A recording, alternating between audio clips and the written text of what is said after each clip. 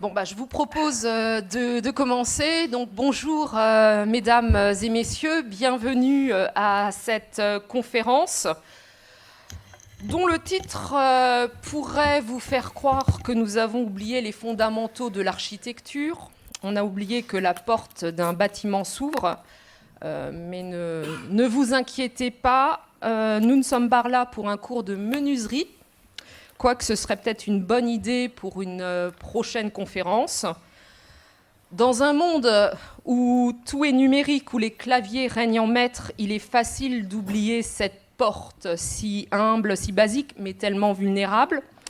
Vous pourriez penser que nos hackers éthiques, avec leurs compétences en codage dernier cri, n'auraient Dieu que pour leurs écrans, mais surprise, surprise.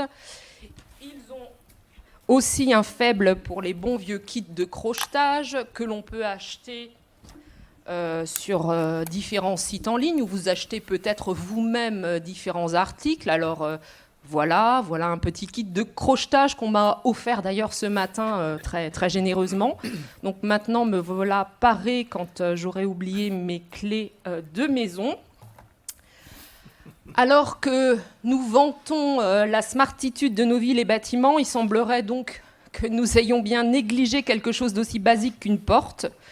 Je veux dire, un DSI est le maître incontestable des pare-feux numériques, mais qu'en est-il du bon vieux verrou physique ? Donc, vous aurez compris la thématique de cette table ronde. Alors, nous sommes ici réunis pour ouvrir cette porte de la réflexion, pour comprendre comment notre avenir smart pourrait en réalité nous laisser dehors à frapper si l'on n'y prend garde. Car après tout, qu'est-ce qu'un bâtiment intelligent si l'on oublie de verrouiller la porte ?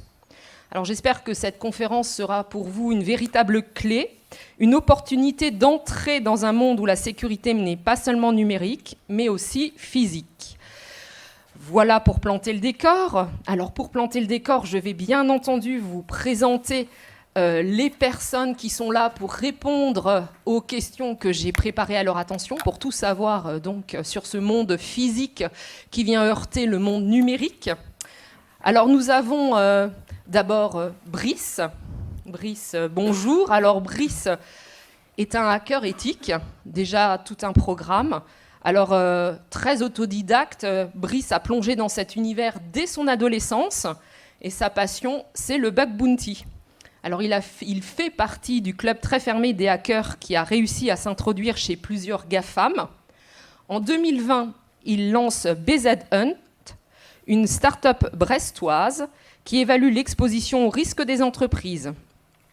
Et vous dire que l'équipe que Brice a constituée autour de lui s'est imposée dans beaucoup de compétitions de bug bounty et a même remporté la Coupe du Monde en 2022 de bug bounty. Alors, je continue avec l'équipe. Victor, à ses côtés. Donc, Victor, même profil. C'est un hacker éthique. Il est directeur technique de BZ Hunt. Alors, Victor, au départ, a commencé plutôt des études, on va dire, classiques, puisqu'il a commencé un cursus dans le domaine de la pharmacie et du médical. Mais en fait, il se passionnait pour le hacking.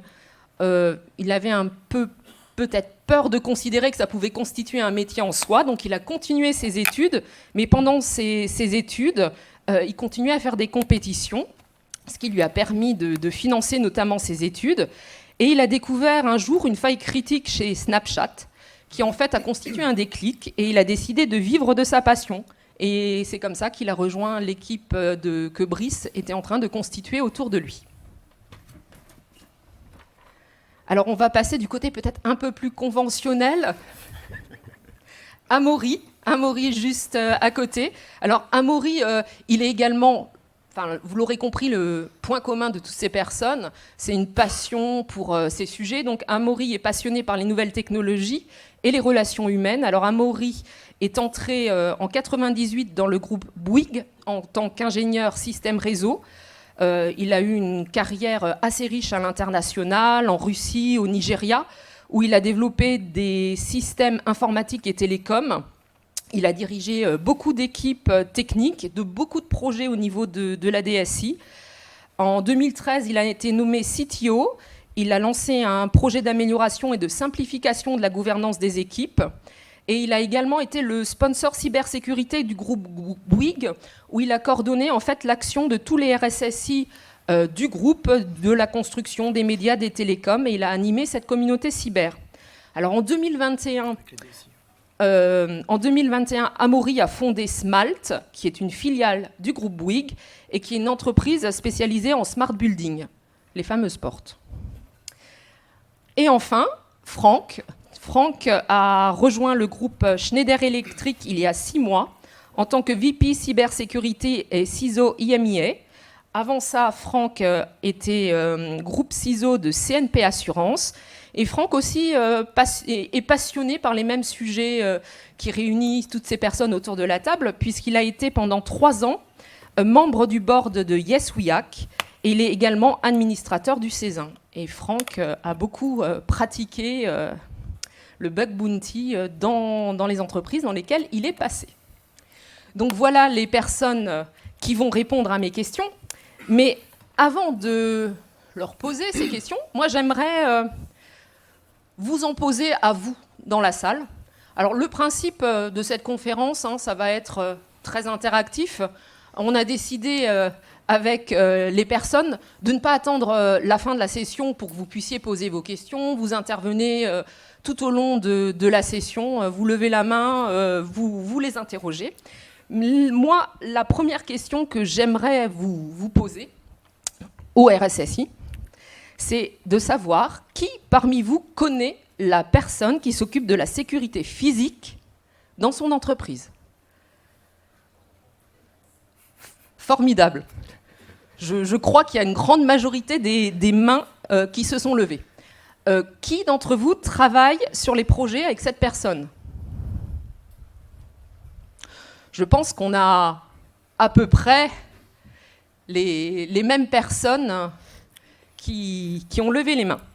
Alors, si nous avons des prestataires dans la salle, j'aimerais savoir qui parmi vous... Alors, je ne sais pas s'il y a des prestataires, il y en a quelques-uns ?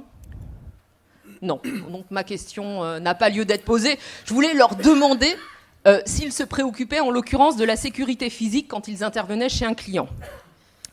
Et... dernière question que je vous soumets. Qui d'entre vous a été déjà concerné par une attaque hybride ? Enfin, si vous le savez.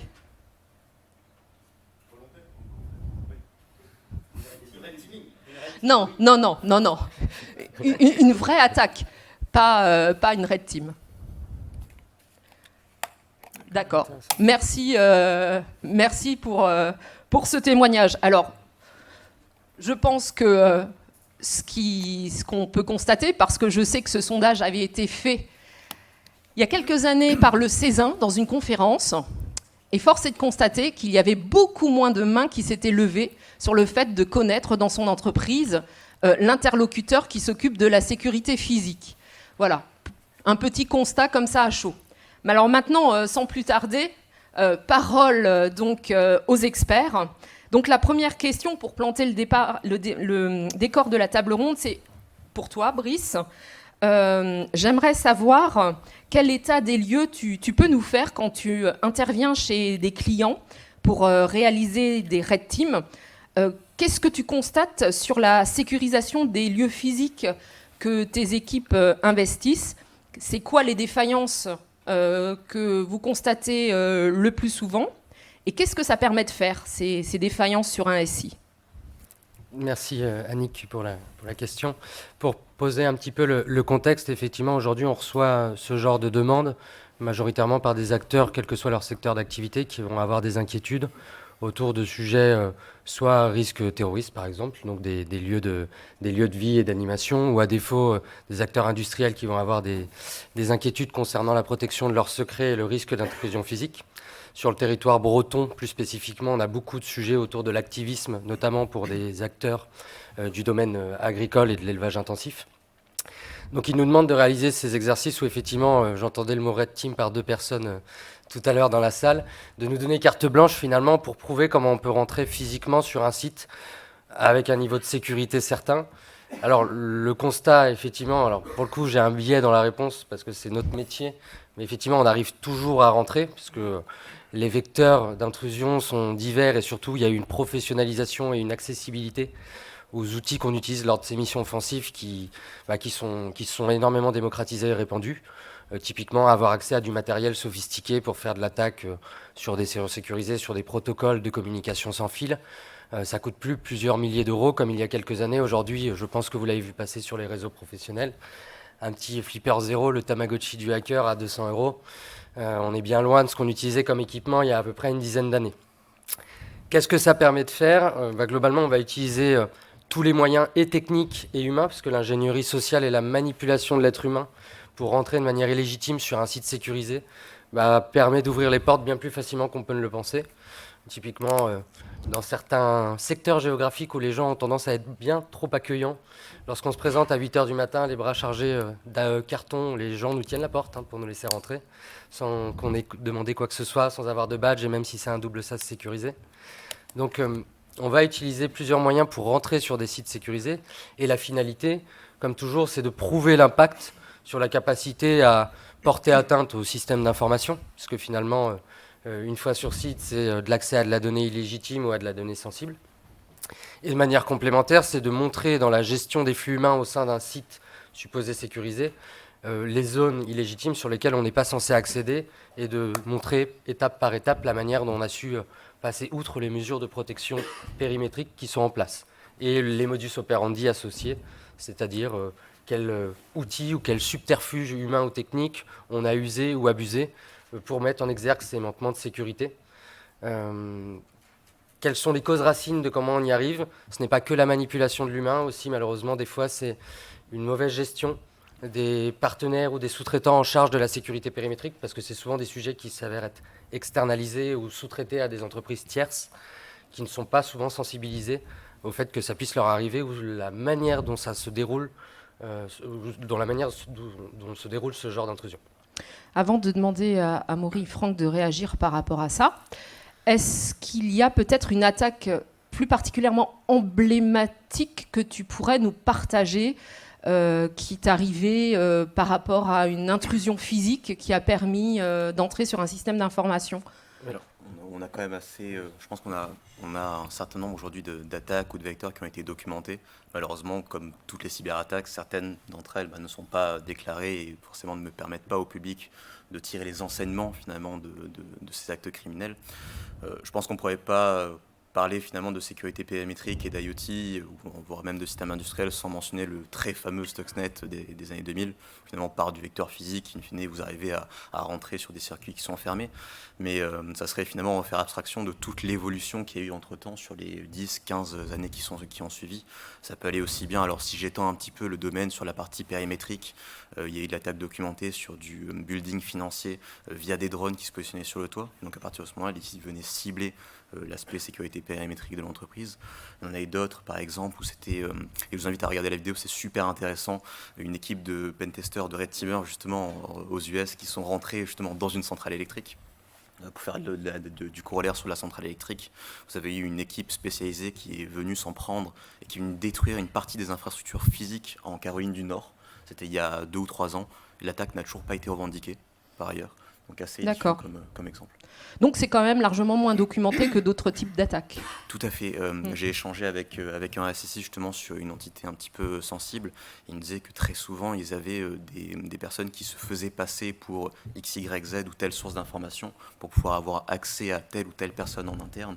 Très souvent, ils arrivent à les couper au premier niveau. Mais effectivement, le bruit de fond, malheureusement, il est un petit peu moins documenté que sur le vecteur cyber. Du coup, Amaury, Franck, votre réaction ? On y arrive toujours ? On assiste en fait à 2 phénomènes en parallèle au niveau du bâtiment. Alors le premier, il est issu un petit peu du Covid, c'est qu'il a fallu que les équipes de maintenance puissent accéder au bâtiment et donc ont commencé à connecter des systèmes qui n'avaient pas été conçus pour être connectés à Internet et donc ils les ont connectés sans forcément de culture cyber.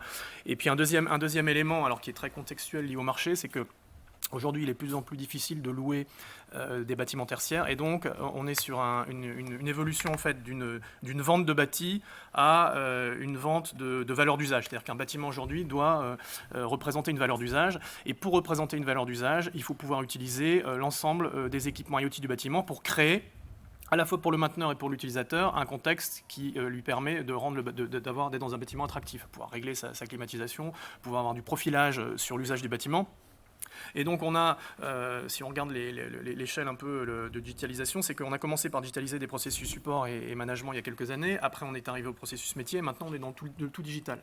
Et on touche à des équipements qui par défaut n'ont pas été conçus pour être insérés en fait dans des cas d'usage beaucoup plus larges ou dans des processus qui utilisent par exemple de l'open data. Et donc le constat c'est qu'on est sur un environnement qui est un peu l'avenir des RSSI. Enfin je serais tenté de dire aujourd'hui les RSSI, l'OT saisissez-vous-en. Parce que l'OT va être le plus gros sujet à traiter dans les 15 ou 20 prochaines années. Et en plus, si vous regardez l'échelle de temps sur un bâtiment, autant sur des systèmes d'information, on est sur des échelles de temps 3, 5, 7, 8 ans. Sur le bâtiment, on peut être sur des échelles de temps beaucoup plus longues, 10, 20, 30, 40, 50 ans, et sans culture cyber. C'est-à-dire que vous avez des GTB dans des bâtiments qui ne sont jamais accédés, et en fait, quand vous y allez, vous tapez admin et vous rentrez 9 fois sur 10 dans le système de GTB. Donc voilà, donc on est sur des tendances de fond qui vont faire converger ces systèmes et les intégrer dans des ensembles de cas d'usage beaucoup plus vastes. Vous avez des problèmes de culture aussi, avec beaucoup de sous-traitants qui sont plutôt régionalisés et qui n'ont pas cette culture de cybersécurité. Et puis vous avez une évaluation de risque qui en général n'a jamais été faite par l'entreprise. Et donc, et puis un asset management pareil. Aujourd'hui, personne n'est capable de savoir le nombre de détecteurs incendie, par exemple dans un bureau, ou le nombre de détecteurs connectés. Donc il y a vraiment un sujet aussi d'asset management qu'il va falloir traiter. Donc voilà, le contexte il est catastrophique et il faut s'en saisir. Franck, tu as également beaucoup travaillé sur ces questions, et par rapport à ce que viennent de dire Brice, Victor et Amaury, pour toi, qu'est-ce qui pose le plus de problèmes dans la sécurité physique de nos bâtiments GTB, GTC, IoT, un peu tout ça ?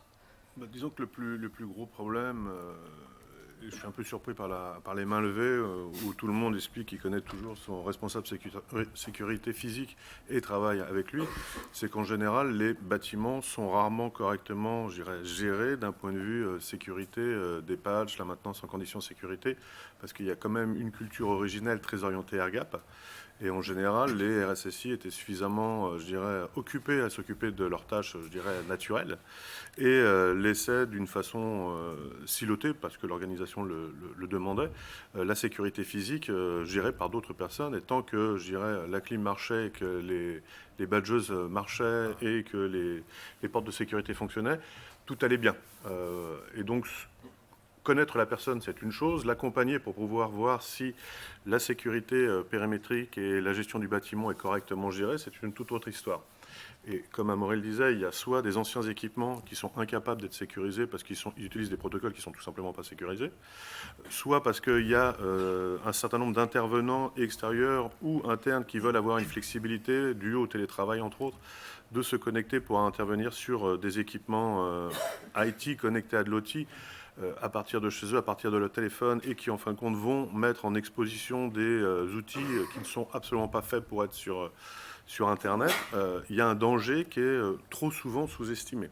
Et ce que soulevait aussi Amaury, le côté flex des bureaux fait que, Brice ou Victor n'en ont pas parlé, mais il est extrêmement facile de brancher une rubber key derrière un écran qui a des ports USB et de pirater tranquillement. Plus personne n'est propriétaire d'un siège physique et quelqu'un peut tout à fait passer dans un open space, mettre une clé derrière un écran et pirater une société sans aucun problème. C'est extrêmement simple, et les vrais red teamers, parce que dans les red teamers il y en a beaucoup, excusez-moi. Non, exactement, on a vu des clés d'enregistrement de clavier. Non, pas d'enregistrement, là, de table de clavier, de frappe de clavier, de saisie. Qui envoyait à l'extérieur, donc connecté. C'est fait pour. Bon, on a peut-être utilisé la même boîte alors. Et fallait un petit peu d'aide pour rentrer derrière le premier portail, mais après c'était la fin de la boutique, et surtout cette manque de responsabilité de l'espace physique, puisqu'il n'est, entre guillemets, le terme possédé n'est pas le bon terme, mais je dirais, pendant une très longue période, une personne avait une clé d'un bureau. À l'intérieur du bureau, il y avait des PC. On ne pouvait pas brancher une clé USB, quelle qu'elle soit, quel que soit son usage, derrière un poste. Aujourd'hui, c'est des open space avec des ports USB flex. On passe, on met donc un peu d'ingénierie sociale, un peu, de pression, mentale, et c'est facile de faire de la pression sur les gens. La personne met une clé, elle sait très bien que personne ne saura on saura que c'est elle, puisque c'est pas son PC, c'est pas son écran, c'est pas je ne sais quoi. C'est extrêmement facile. Et dans les analyses de risque qu'on fait, on sous-estime beaucoup trop cette problématique. Et c'est là, entre guillemets, où il y a le plus grand vecteur, parce qu'il n'y a pas la sécurité du quotidien de l'utilisateur de son poste. Et ça, c'est un très très gros problème. Et la GTB, trop souvent, il y a, entre guillemets, une faiblesse de réflexion. Et qui de vous peut s'engager au fait que son responsable sécurité officielle, physique, a, entre guillemets, tous ses équipements à jour? Ou du moins de connaître le risque. Franchement, Une sans question. prétention, personne, je pense. Il y a quand même des outils, je veux dire, l'ouverture d'un port, si vous le faites avec un bastion, et on peut... Si tout le monde... Oui, on connaît l'état de l'art. Après, vérifier que votre GTB le respecte complètement, c'est là tout le problème. Mais ça, c'est quand même notre boulot.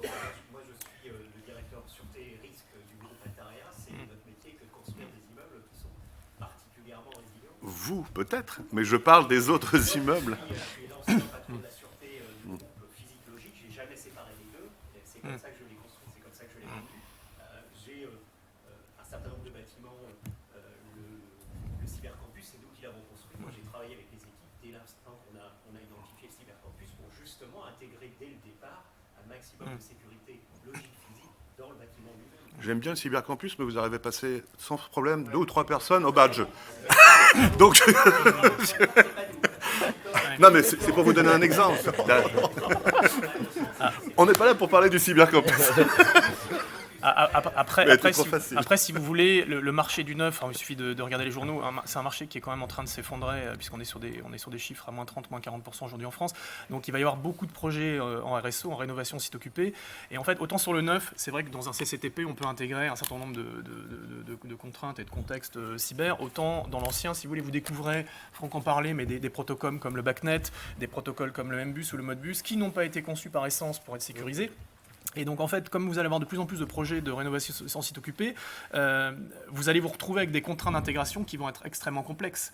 Et ça, c'est vrai que pour du neuf, je dirais que le cas est un peu à part, même si la maturité dans le neuf, enfin nous on bosse sur des bâtiments tertiaires, et les CCTP sont extrêmement peu clairs sur la notion de cyber. Le cybercampus, évidemment, c'est un projet assez emblématique, mais même dans le neuf, on n'est pas encore sur des niveaux de maturité très importants.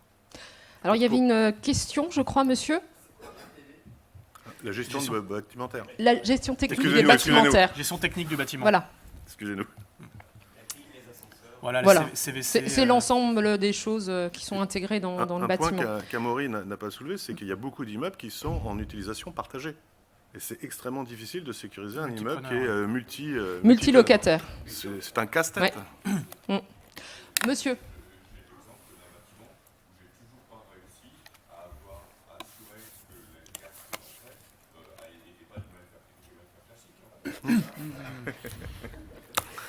Alors, je vois que en fait, dans les échanges, ça parle à beaucoup d'entre vous. Donc, effectivement, je crois que le constat de la difficulté de sécuriser l'ensemble de ces équipements, vous le faites largement.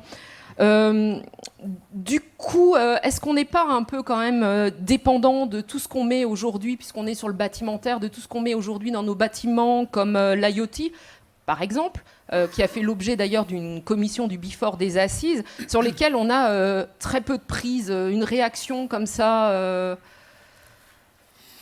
Le problème comment dire, si on fait le corollaire avec la partie IT, la partie IT a évolué progressivement et on a intégré finalement les préoccupations sécuritaires au fil du temps. Mais dans tous les cas, on a un délai tampon du temps que les best practices techniques sont implémentées, du temps que finalement les us et coutumes, que les équipes soient formées. Avec l'IoT, on est finalement sur cette même approche-là. L'idée aujourd'hui sur l'IoT, c'est d'avoir des fournisseurs qui s'engagent et qui font la démarche sur le terrain de fournir des produits qui sont de plus en plus sécurisés. Et ça qui est vraiment agréable de voir aujourd'hui sur le terrain, c'est que cette démarche, elle est engagée et que le niveau de complexité finalement des attaques techniques pour compromettre un actif IoT continue à augmenter. Et on se retrouve plus simplement, comme tu disais tout à l'heure, et encore là, je fais la segmentation entre configuration technique, le fameux admin, Ouais. et puis finalement ce que produit le fournisseur, l'équipementier. Et il faut séparer les deux. C'est en fait l'usage que va en faire l'organisation, de finalement en fait, le temps de recherche que nous on doit réaliser pour aller trouver de la 0D, de la faille très spécifique à ces actifs-là. Et ça fait vraiment plaisir d'avancer dans la bonne direction. Je vois une question. D'accord, non, c'est un message finalement d'espoir. On ne peut pas tout le temps être pessimiste. D'accord. Non, non, mais on le prend. Qu'est-ce que vous pensez? Il y a eu ce qui s'est passé dans les casinos aux États-Unis, Oui. qui a un peu éclipsé tout ça. C'est un autre casino qui, quasiment à la même période, a été hacké par le thermomètre qu'il y avait dans l'aquarium à requins au centre du casino. Et du coup, en fait, les mecs ont réussi à passer par ce fameux rayotir avec Tout à fait. aucune sécurité, mais juste un truc qui était disponible à tout le monde. Ils ont quand même réussi à s'infiltrer sur le SI et derrière faire tout tomber. Tout à fait. Énorme. C'est Le thermomètre Du bassin à requin, C'est- d'accord. C'est super intéressant parce que c'est un exemple qu'on donne très souvent, par exemple sur la restitution vis-à-vis de tous les actifs IoT qui sont parfois historiquement dans certaines entreprises moins considérés que les actifs IT, mais c'est de leur dire en fait il faut que vous vous rendez compte que si demain vous avez un incident de cybersécurité, tous les actifs IT, enfin tous les actifs OT et IoT qui sont très souvent moins couverts en termes de solutions de sécurité, parce qu'il y en a moins sur le marché, ne seront pas nécessairement wipés à la suite d'une cyberattaque. Quand vous prenez un ransomware, vous réeffacez tout le système d'information, toute la couche un petit peu plus hardware, un petit peu plus IoT, OT, etc., elle n'est pas wipée. Un attaquant suffisamment sophistiqué qui reste dans un équipement OT, c'est une clé de persistance à long terme. Et malheureusement, la prise de conscience, on va dire, n'est pas aussi globale. Alors, je sais qu'on s'adresse à ici des personnes qui sont largement sensibilisées, mais c'est un point qu'il faut évoquer. Une question là, monsieur. Et après, il y avait monsieur derrière et monsieur.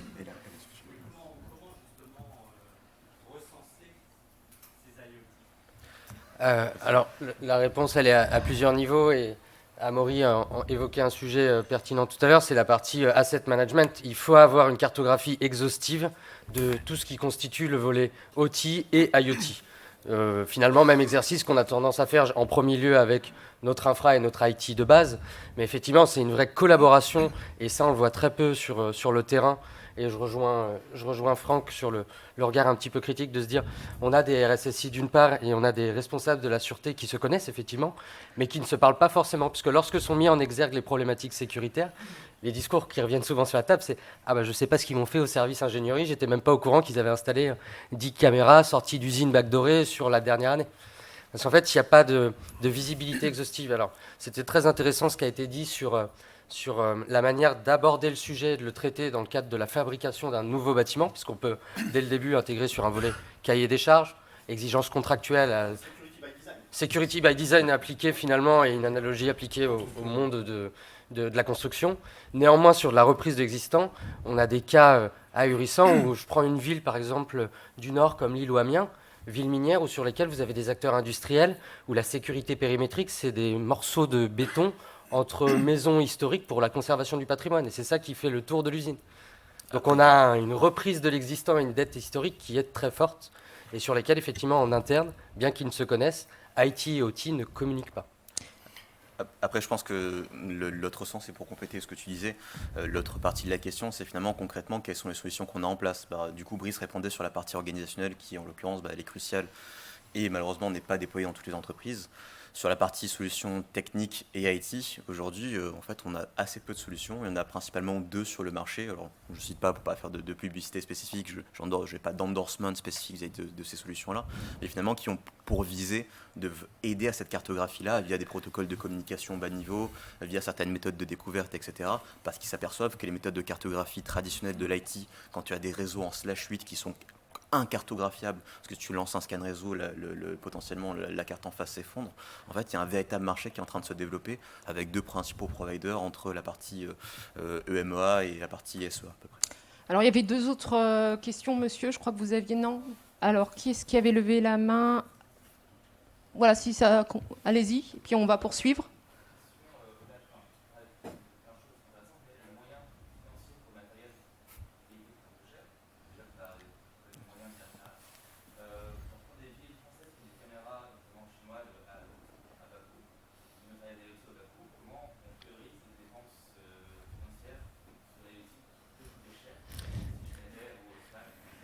Alors oui, voilà, je pense que c'est plutôt pour une question pour Franck et Amaury. Je pense qu'on n'est pas là pour faire la promotion de telle ou telle société ou telle marque, mais il y a quand même une problématique importante, c'est qu'on peut avoir un certain nombre de directions ou de clients qui ont été habitués à payer un certain prix certaines choses. Et comme le disait Amaury, dans l'IoT et dans l'OT, on va garder des composants très longtemps. Une caméra, elle n'est pas là pour durer 15 jours. Et donc, il est très difficile, des fois, d'expliquer à certaines directions qu'il va falloir peut-être payer le double, mais on a une société qui est peut-être aussi dans une certaine souveraineté, qui va pouvoir, souveraineté européenne, ou je dirais de pays qu'on considère comme, je dirais, proches, pour pouvoir, entre guillemets, avoir une pérennité sur le très long terme. Et il va surtout falloir se poser la question de comment on va pouvoir les mettre à jour. On peut avoir, entre guillemets, des composants qui ont une maintenance, mais de savoir quelle va être la difficulté de mise à jour et quelle va être la difficulté d'approvisionnement. Il y a beaucoup de sociétés qui achètent des parcs de caméras et quand on fait un Red Team ou équivalent, on découvre que la moitié des caméras sont plus efficaces et qu'ils essayent de faire un achat groupé, je ne sais quoi, parce qu'on ne va pas faire une commande d'une caméra à la fois, mais en fin de compte, il n'y a plus de détecteur et il n'y a plus de caméra. Et donc, derrière un aspect physique confortable, parce qu'on voit une caméra, on voit un détecteur, le seul problème, il ne marche pas. Et ça arrive beaucoup, beaucoup trop souvent. Alors nous, chez Smalt, le postulat, c'est de dire que les IoT ne sont pas sécurisés par défaut. C'est-à-dire qu'on considère qu'on ne peut absolument pas les sécuriser, même si on met en place des super processus de MCO et de MCS. Donc on part du postulat que c'est insécurisable. Et donc, et par ailleurs, vous avez en fait une évolution des cas d'usage qui va exploser dans les années qui viennent. Vous allez par exemple avoir des capteurs sur les placos pour voir comment le bâtiment réagit. Et vous avez de plus en plus de capteurs aussi multifonctions. Vous avez température, vous avez présence, etc. Donc nous on considère que ce combat vis-à-vis des IoT, il est perdu. Et donc, si on considère qu'il est perdu, il faut être dans une approche zéro trust, c'est-à-dire que vous allez créer en fait des réseaux fédérateurs. Déjà, vous allez convertir des protocoles obsolètes le plus rapidement possible en IP. C'est ça votre objectif. Donc, c'est de les convertir le plus vite possible en IP, de mettre ça sur un réseau fédérateur sur lequel vous allez créer des VLAN pour isoler en fait l'ensemble des cas d'usage. Vous ne les déplacez pas tant que vous n'avez pas clairement établi le nombre d'IoT qui étaient connectés à une passerelle ou un concentrateur, par exemple. Ça, c'est vraiment la base. Et après, vous avez une évolution des architectures logicielles qui est assez intéressante, qui sont issues du SOA. C'est tout ce qui concerne le microservice. C'est-à-dire de faire en sorte qu'en gros, vous ayez des silos technologiques dans un bâtiment qui puissent dialoguer entre eux au travers d'API. Et les API permettent d'exposer uniquement finalement les inducteurs qui répondent à des cas d'usage. Et en fait, c'est cette démarche-là qu'il faut avoir. C'est-à-dire que si on est dans une démarche qui a été un petit peu celle qu'on a vue pendant le Covid, où j'ai un système GTB, gestion technique du bâtiment, je le connecte, je ne sais pas trop ce que je veux en faire, mais je le connecte, et c'est ce qu'on voit aujourd'hui sur de l'ancien en RSO, c'est-à-dire qu'il y a des myriades d'équipements, on arrive à accéder à 50% des équipements en connectant tel concentrateur, donc on dit tiens, je vais en connecter un autre, et à la fin on connecte tout. Et si vous voulez, le problème, c'est qu'aujourd'hui, tous les équipements qui arrivent sur le marché, quasiment, sont connectable par un protocole radio, par un protocole filaire, etc. Et donc, le risque, c'est d'avoir des points de connexion au réseau quasiment partout. Donc, il faut mettre en place des concentrateurs pour pouvoir très rapidement concentrer avec des protocoles chiffrés les informations qui viennent sur des IoT, vélaniser en fait le réseau de manière à ce que on puisse faire du containment en cas d'intrusion. Et après, dans la conception du bâtiment, c'est de faire en sorte aussi que les systèmes, c'est parce que des crashs vous allez en avoir. Enfin, je veux dire aujourd'hui, quand quelqu'un vous cible, vous avez quasiment aucune chance d'y échapper. Et donc, c'est de faire en sorte aussi que vous ayez des mécanismes de reprise d'activité avec de la commande manuelle à un moment ou à un autre. Par exemple, un interrupteur. Vous mettez un interrupteur aujourd'hui, vous avez super un interrupteur sans pile, sans fil, N-Océan par exemple. Donc ça, c'est vraiment de la belle technologie, mais en gros, si votre concentrateur est HS et que vous ne pouvez même plus allumer la lumière, vous êtes bien embêté.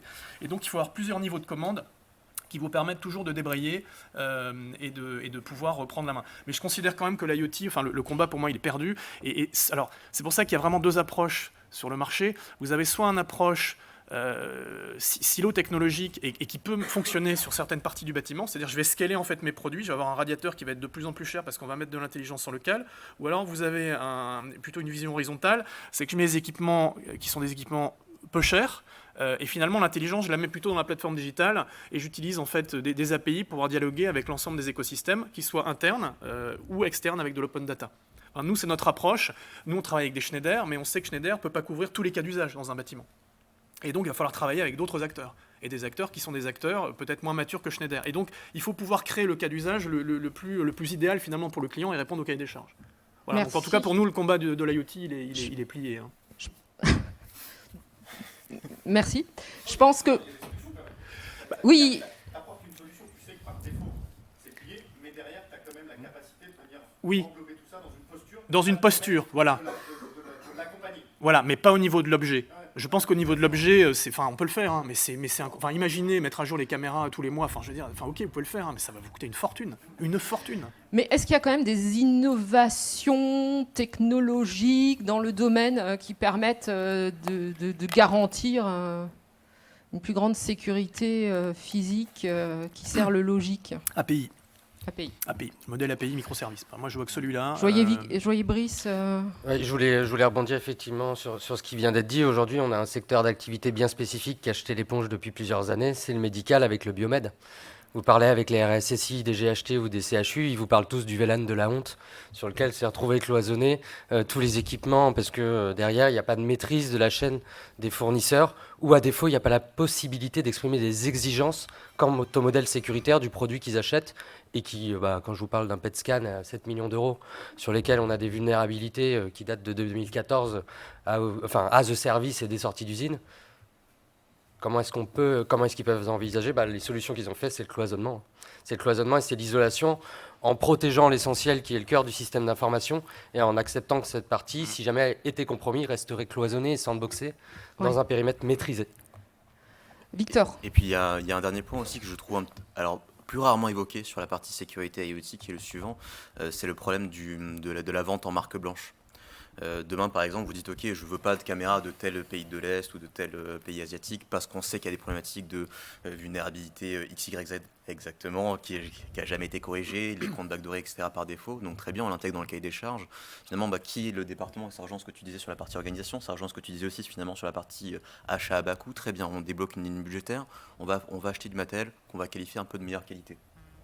Ce n'est pas la DSI ou la RSSI finalement qui va poser le choix de l'achat du matériel. Elle peut poser une partie du cahier des charges techniques, et finalement c'est un autre département qui le fait.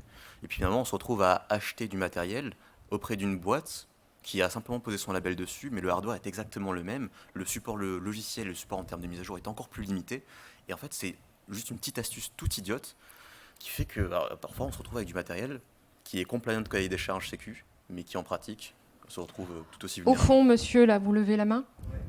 Des bases documentées pour avoir tout ce qui va toucher au bâtimentaire. Parce que très souvent, le problème qu'on a, c'est quand on travaille avec des constructeurs, ils ne parlent pas du tout de sécurité. Donc les plans, ils sont construits à l'avance. Et puis là, quand on regarde les plans, on dit là, il y a des choses qui ne vont pas, là, il va falloir qu'on discute. Parce qu'on a des sources documentées, des types cheat series ou des trucs comme ça, qui permettent en tout cas de voir les points de focus.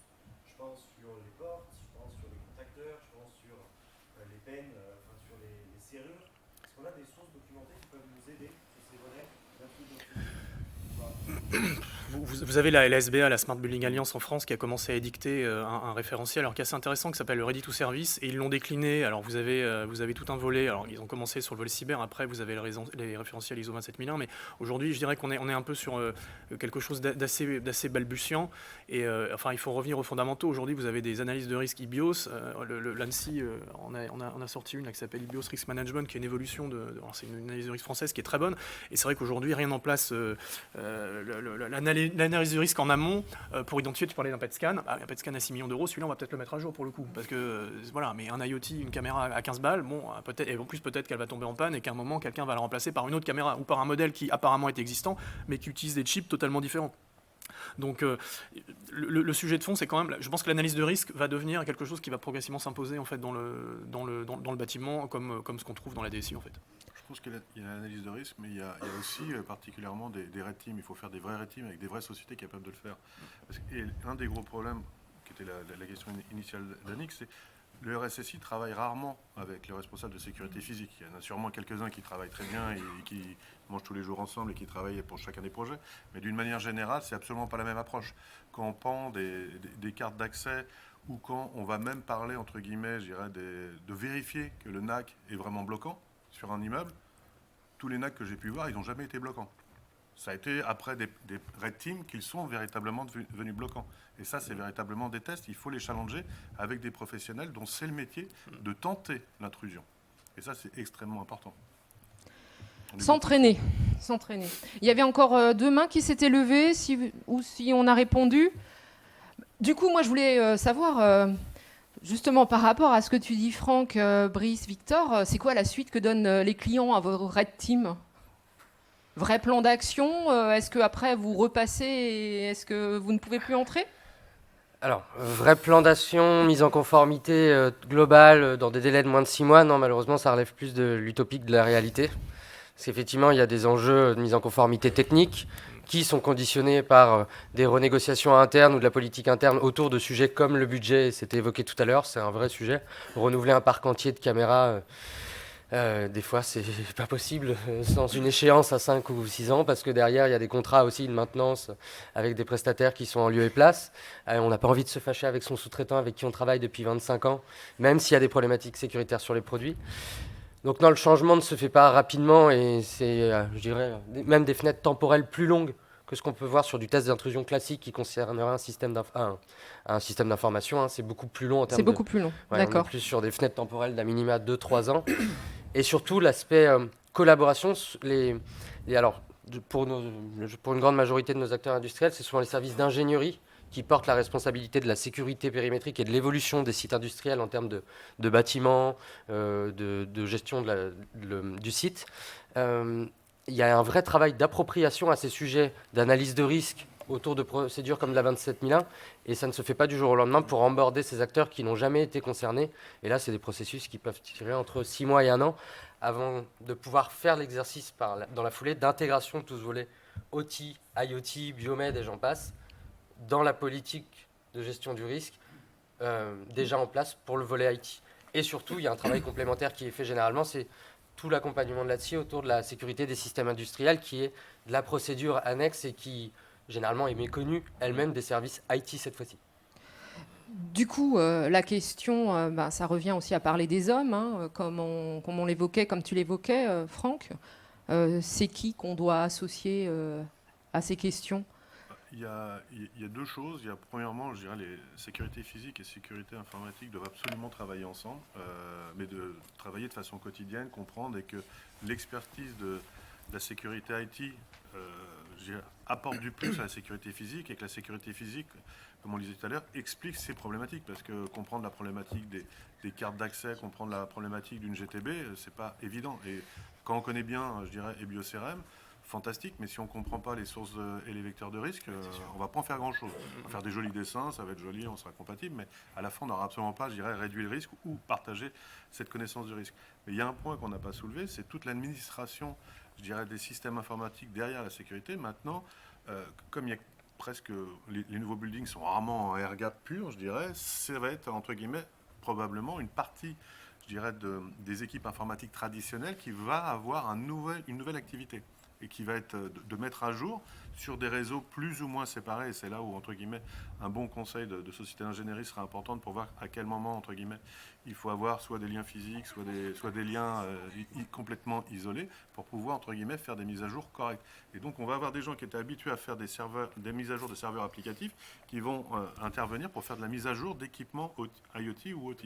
Et ça va être, je dirais, une nouvelle activité qu'il va falloir découvrir. Et comme le disait Victor à très juste titre, ce sont des choses auxquelles on n'est pas habitué. Il va falloir mettre du temps et, entre guillemets, faire combiner ces deux complexités pour les faire mûrir et les faire appréhender à juste titre. Et ça ne va pas être gratuit en termes d'hommes ou en termes de coûts.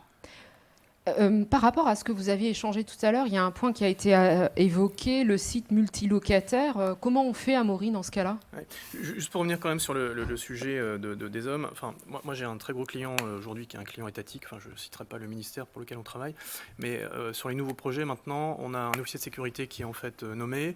On travaille avec l'ensemble des corps d'état techniques, puisque vous savez, on est sur des modèles d'entreprise générale, donc vous avez une myriade de sous-traitants, vous êtes là pour piloter.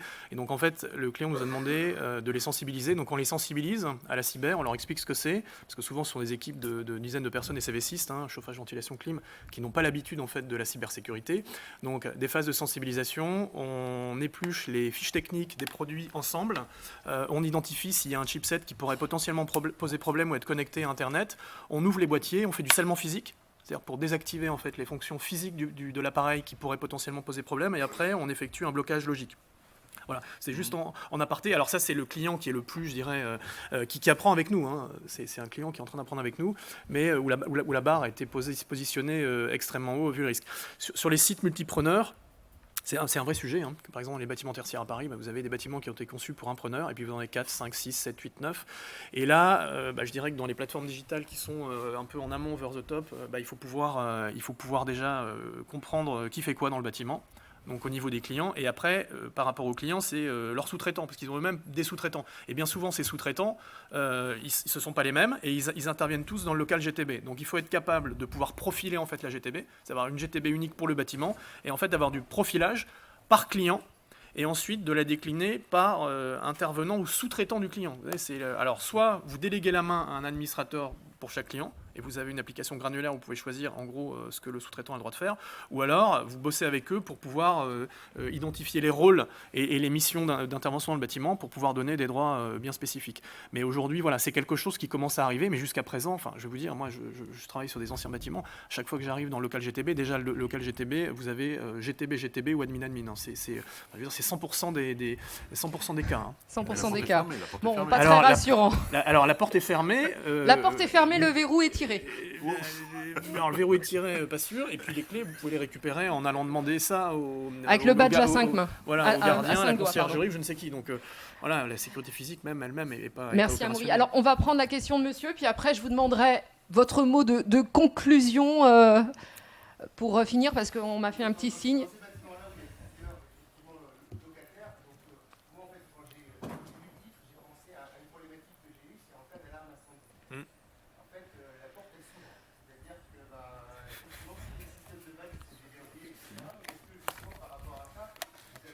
C'est hors périmètre pour nous.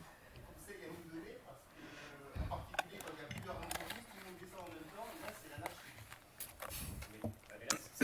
la problématique sûreté versus sécurité. La sécurité va primer et claquer des GG, ça va fatalement ouvrir. Voilà, aujourd'hui vous avez des équipes de sûreté qui sont très en avance sur sur l'IT, parce que ce qui est mis en avant c'est la sécurité des biens et des personnes. L'IT a une approche totalement différente, puisque on n'est pas du tout là pour aller protéger des personnes, et encore que parfois ça peut être le cas. Mais après c'est les cas d'usage, c'est-à-dire que à partir du moment où vous commencez à faire des building operating system et du smart building, vous pouvez très bien dire que si les portes s'ouvrent, j'active un système supplémentaire de contrôle, de visualisation, de comptage. Je me mets un peu en mode audit, quoi, de manière un peu plus renforcée. Et ça, le smart building permet de le faire. C'est-à-dire que vous allez avoir des équipements qui vont s'activer dans un contexte qui est le contexte que vous venez de mentionner. Mon conseil, il est plutôt là-dessus.